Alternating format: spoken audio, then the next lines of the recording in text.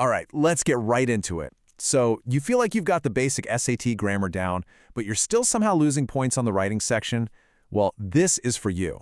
We're going to go way beyond the basics and expose the sneaky little traps the test makers set to catch even the sharpest students. It's a super frustrating question, isn't it? You know the rules, you've done the practice questions, but somehow points just disappear on questions that feel like they should be gimmies. So what is actually going on? And here it is. This is the whole secret. The SAT isn't really a grammar quiz. Nope. It's a test of how carefully you can read, and it uses some really clever camouflage to hide errors right in plain sight. But here's the good news. Once you see the patterns, you can flip the script. So let's pull back the curtain. Okay, first up, subject-verb agreement. Now, you know the basic rule, right? Singular subject, singular verb. Plural subject, plural verb. Easy. The trick isn't the rule, it's how the SAT buries the subject under a bunch of distracting words. This is the classic trap, the one you're going to see all the time. Take a look at this sentence. The SAT sticks this long chain of words of marine biologists studying deep-sea hydrothermal vents right between the subject and the verb. Your brain sees the last word, vents, thinks plural, and so have revealed sounds fine. But if you just mentally cross out all that junk in the middle, what are you left with? The research have revealed. Uh-oh, suddenly the error is glaring. Research is singular. The verb has to be has revealed. All right, trap number 2, the inverted sentence. The SAT loves to get fancy and flip the sentence structure around, putting the verb before the subject. So in this example, you see the verb is way before you ever get to the real subject, which is the tube worms and crustaceans. The trick? Just mentally unflip it. Put it back in its normal order. The tube worms and crustaceans are most astonishing. Boom! Plural subject, plural verb. The error just pops right out. Okay, this one trips a lot of people up, but the rule is actually super simple. It's all about what's closest. For neither/nor and either/or, the verb just has to agree with whatever noun is right next to it. Check out the first example. Students is plural and it's right beside the verb, so we use the plural have.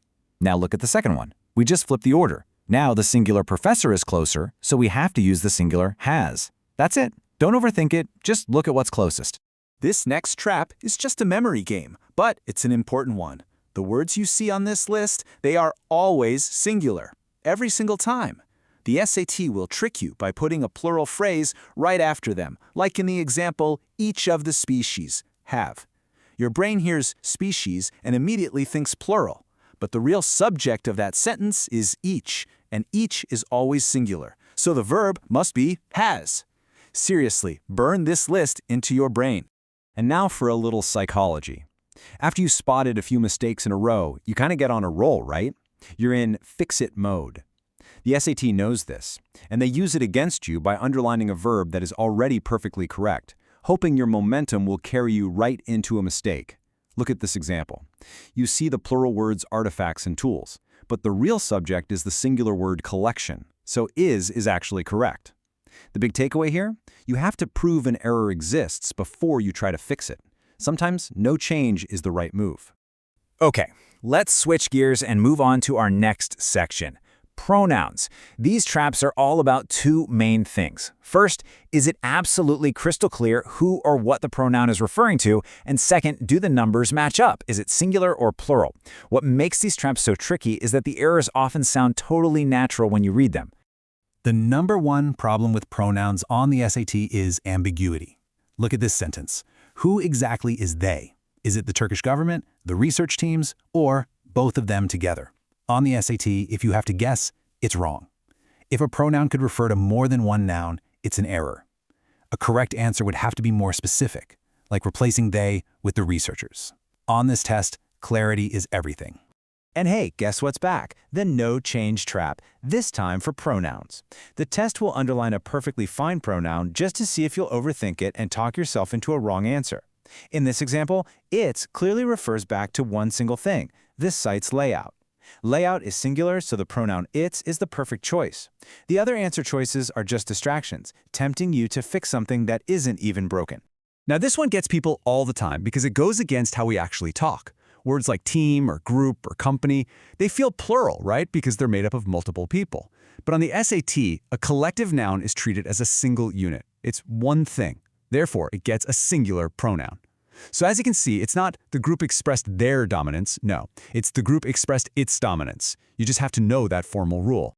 This one is a little more subtle. It's called the spurious pronoun. Basically, the sentence already has a perfectly good subject, the presence, and that subject connects right to the verb, demonstrates. The little pronoun it that's stuck in there is completely unnecessary. It creates what's called a double subject. And the fix is usually super easy. Just get rid of the extra pronoun. The presence demonstrates is a clean, correct sentence. Okay, our final pronoun trap is all about consistency. An SAT passage has to pick a point of view and stick with it. It can't start off talking about a student in the third person and then suddenly pivot to talking directly to you in the second person. The word you is a giant red flag. If it just pops up out of nowhere in a formal passage, you've almost certainly found a pronoun shift error. Okay, so we've identified all the traps, we've seen the tricks. Now, how do we turn all this knowledge into a rock-solid strategy for test day? It's time to build a game plan, to move from just knowing this stuff to actively investigating every single question.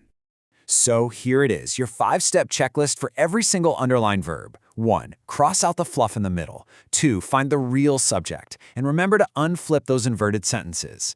3. Do a quick scan for those always singular words. 4. If you see neither slash nor, just apply the proximity rule. Look at what's closest. And 5. The golden rule. Make absolutely sure there's a real mistake before you pick a different answer. This is your system. Use it every single time. And of course, we have a matching checklist for pronouns. It's the same idea. 1. Find the specific noun the pronoun is replacing. 2. Is it ambiguous at all? Could it possibly mean more than one thing? 3. Check the number, plural or singular, and remember that collective nouns are singular. 4. Look for those weird inconsistent shifts, especially that red flag word you. And 5. Hunt for that extra, unnecessary double subject pronoun. This isn't about guessing anymore, it's about a methodical investigation. At the end of the day, the SAT is a predictable test.